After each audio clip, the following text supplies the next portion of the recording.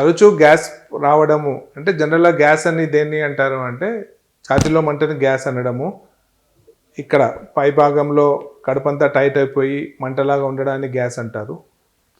తేపులు ఎక్కువ రావడాన్ని కూడా గ్యాస్ అని అంటారు. ఎక్కువ గ్యాస్ రావడం అనేది నార్మల్ విషయం అయితే కాదు.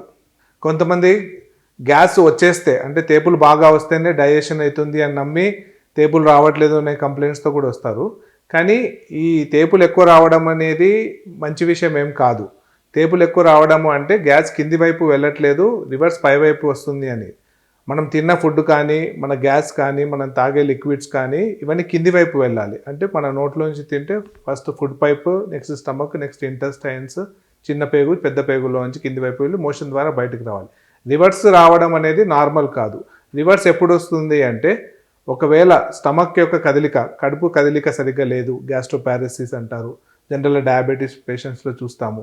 సివియర్ గ్యాస్ట్రైటిస్ ఉన్న పేషెంట్స్లో, లేదా రిఫ్లక్స్ ప్రాబ్లం అంటే ఈ స్టమక్కి, ఈ ఫుడ్ పైప్కి కడుపుకి ఉన్న మధ్య వాల్వ్ కొద్దిగా లూజ్ అయితే అంటే హైటల్ హర్నియా పేషెంట్స్లో ఈ గ్యాస్ వాపస్ వస్తుంది.